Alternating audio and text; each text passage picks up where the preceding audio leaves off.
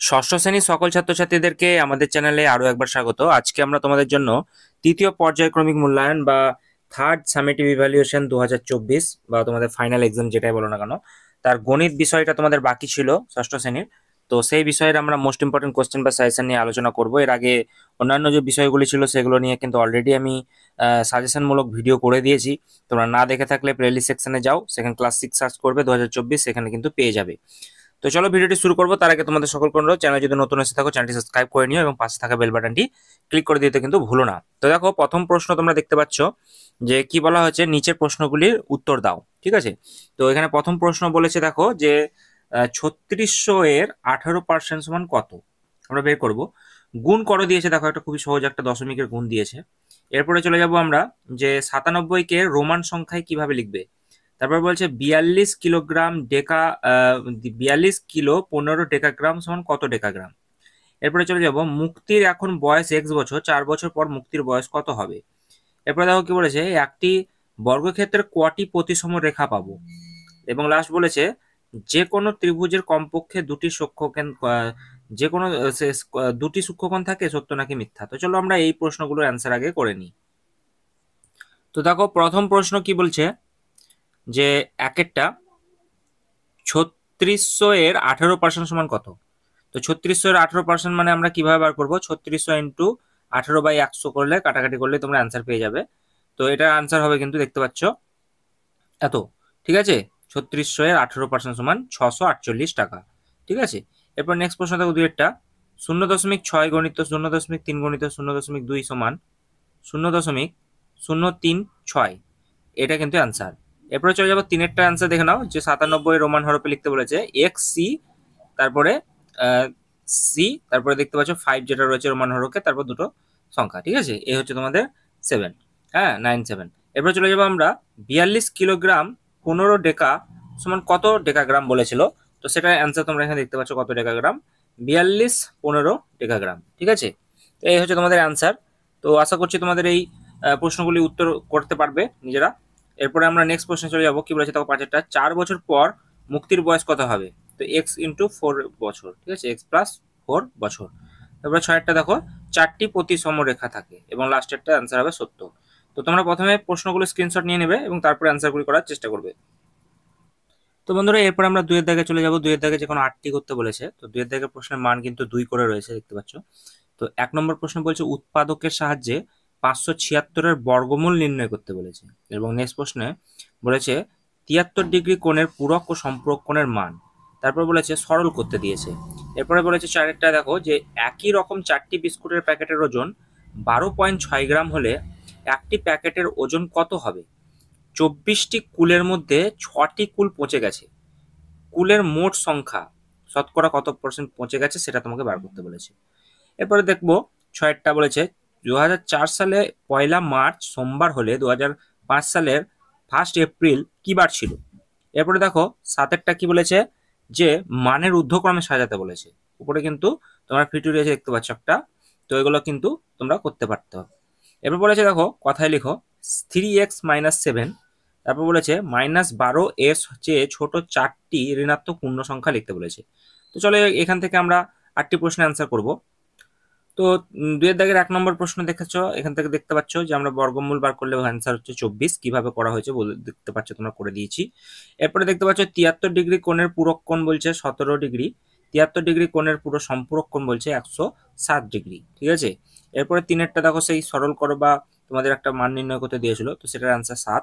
এরপরে দেখে নেবো আমরা চারেরটা, যে 4টি বিস্কুট একটি প্যাকেটের ওজন 12.6 গ্রাম, তাহলে এই একটি বিস্কুটের প্যাকেটের ওজন 12.6/4 ইজিক্যাল টু 3.15 গ্রাম অ্যান্সার। এরপরে পাঁচেরটা বলেছে 4টি ফুলের মধ্যে যে 4টি কুল রয়েছে সেই কুলের মধ্যে 6টি পচা, তো সেটার আমরা পার্সেন্টেজ কি হবে, পচা ফুলের শতকরা পরিমাণ 6/24 ইন্টু 100 কাটাকাটি করলে আমরা কিন্তু 25 পাবো। এই হচ্ছে তোমাদের পাঁচেরটা। এবার ছয়েরটা কি বলেছে দেখো, যে 2004 সালের 1 মার্চ থেকে 2005 সালের 1 এপ্রিল পর্যন্ত যেটা বলেছে 365 দিন, তাহলে সেক্ষেত্রে আমাদেরকে বার করতে হবে। তো এটা অ্যান্সার হয়ে যাবে কিন্তু শুক্রবার। ঠিক আছে, এরপরে চলে যাবো আমরা সাতেরটা, মানের ঊর্ধ্বক্রমে সাজাতে বলেছে, অ্যান্সার হয়ে যাবে দেখতে পাচ্ছ এটা। এরপরে চলে যাবো আমরা সাতেরটা হয়ে গেল, এবার আটেরটা চলে যাবো, হ্যাঁ, তারপরে আমরা দেখতে পাচ্ছ 7 হয়ে গেল। এরপরে লাস্ট প্রশ্ন যেটা রয়েছে 9টা দেখতে পাচ্ছ, এই অ্যান্সার কিন্তু এখানে করে দিয়েছি। তো তোমরা এইভাবে স্ক্রিনশট নিয়ে নেবে এবং অ্যান্সারগুলি করে নেওয়ার চেষ্টা করবে, ঠিক আছে? তো বন্ধুরা, আমরা 3-এর দাগের এবার চলে যাব। 2-এর দাগের সমস্ত অ্যান্সার করে দিয়েছি আমাদের তাহলে। এরপরে আমরা দেখতে পাচ্ছ যে 3-এর দাগের 1 নম্বর প্রশ্নে কি বলেছে, যে একটি শহরে বর্তমান জনসংখ্যা 26,250 জন, যদি বার্ষিক 4% জনসংখ্যা বাড়ে তবে পরের বছর জনসংখ্যা কত হবে হিসাব করে লিখতে বলেছে। এটা পার্সেন্টেজের অঙ্ক। তো একইভাবে নিয়ম প্রসেস ফলো করে তোমরা অ্যান্সারগুলি করবে। তো প্রথমে জনসংখ্যা লিখবে এবং বার্ষিক মূল্যে যেটা বলেছে 4% হারে বাড়ছে, তো সেটা 4% বার করবে। 26,250 জন যারা রয়েছে তাদের 4% যদি বাড়ে তাহলে সেক্ষেত্রে 1% বার করবে, তারপর 2%, এইভাবে কিন্তু 4% বের করে পরের বছর জনসংখ্যা সেটা কিন্তু যোগ করে দিলেই তোমাদের অ্যান্সার বেরিয়ে চলে আসবে। এরপরে আমরা নেক্সট প্রশ্নে চলে যাবো। 2 বছর পর যেটা বলেছে যে জনসংখ্যা কত হবে সেটা তোমাকে লিখতে বলেছে, ঠিক আছে? এরপর বলেছে কোনো ক্ষুদ্রতম সংখ্যা 400 বিয়োগ করলে বিয়োগফল 7, 11 এবং 13 দিয়ে বিভাজ্য করলে সেটা বলেছে। তারপর কি বলেছে দেখো, 3টি ধনাত্মক সংখ্যার প্রথম ও দ্বিতীয়টি গুণফল 24, দ্বিতীয় ও তৃতীয়টি গুণফল 48 এবং প্রথম তৃতীয়টি গুণফল এত, তাহলে তিনটি কি হবে সেটা হিসাব করতে বলেছে। তারপর বলেছে দেখো, দুটি ধনাত্মক পূর্ণ সংখ্যার গুণফল এত, ভাগফল এত এবং সেক্ষেত্রে সংখ্যাগুলি কি হবে হিসাব করে লিখতে বলেছে। এখন আমার বয়স বলেছে 11 বছর 7 মাস 10 দিন, হিসাব করে দেখি আর কত বছর পর আমি ভোট দেওয়ার অধিকার পাবো। তো সেক্ষেত্রে তোমরা জানো 18 বছরে আমরা ভোট দেওয়ার অধিকার পাই, সেক্ষেত্রে সেটা ওইভাবে লিখতে হয়। এক ধরনের গয়না সোনা রূপার মিক্সচার বলেছে দেখো 4:7 অনুপাতে মেশানো আছে। তারপর বলছে এই রকম গহনার 357 মিলি, যেটা বলেছে রূপোর সাথে কত মিলি সোনা মেশালে সেটা হিসাব হবে। এবার দেখতে পাচ্ছ যে বলেছে 21 বছর 7 মাস 6 দিন ভাজিত 9 সমান কত বছর কত মাস, এভাবে লিখতে বলেছে। এই হচ্ছে তোমাদের প্রশ্ন 3-এর দাগে। এরপরে নেক্সট চলে যাবো আমরা 4-এর দাগের। কি বলেছে, যে যোগের সাহায্যে নিয়ম যাচাই করে লিখতে হবে।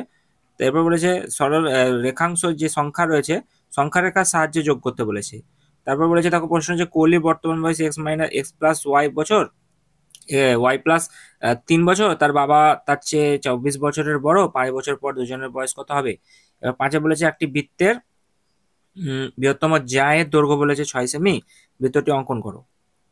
এবার নেক্সট প্রশ্ন বলেছে চাঁদার সাহায্য ছাড়া শুধুমাত্র স্কেল পেন্সিল ও কম্পাসের সাহায্যে 45 ডিগ্রি কোণ আঁকো এবং তাকে সমদ্বিখণ্ডিত করতে বলেছে। এবার 7-টা বলেছে একটি সরল রেখাংশ এ বি অঙ্কন করি যার দৈর্ঘ্য 6 সেমি, এবং যেটা বলেছে সরল রেখাংশ বাইরে একটি বিন্দু কে নি, এবং তারপর বলেছে যে যে স্কেল ও পেন্সিল কম্পাসের সাহায্যে কে বিন্দুর রেখাংশ যেটা রয়েছে বাইরে একটি বিন্দু কে নিয়ে দেয়, তারপর সেটাকে কে এল কিন্তু লম্বভাবে লিখতে বলেছে, ঠিক আছে? তারপর বলেছে দেখো 8-টা, যে সোহেমদের বিদ্যালয়ে 6ষ্ঠ শ্রেণীর 30 জন ছাত্রের ওজন এত কিলোগ্রাম লিখেছে, এবং সেক্ষেত্রে তোমাকে লিখতে বলেছে এইভাবে। তো এই কাঁচা তথ্যগুলি সাজিয়ে পরিসংখ্যান বিভাজন তালিকা তৈরি করো। তো এই হচ্ছে তোমাদের প্রশ্ন। আমি 3-4-এর অ্যান্সার গুলো বললাম না, এগুলো তোমরা করবে বাড়িতেই। আমি যতগুলো পারলাম 2-এর দাগের এবং 1-এর দাগের অ্যান্সার গুলো তোমাদেরকে বলে দেওয়ার চেষ্টা করলাম। তো ভিডিওটি ভালো লাগলে অবশ্যই একটি লাইক করে দেবে, আর এই প্রশ্নগুলো অবশ্যই বারবার প্র্যাকটিস করো, তাহলে তোমরা কিন্তু পরীক্ষায় কমেন্ট পাবে আর পরীক্ষা তোমাদের ভালো হবে। তো চলো দেখা হচ্ছে পরবর্তী একটি গুরুত্বপূর্ণ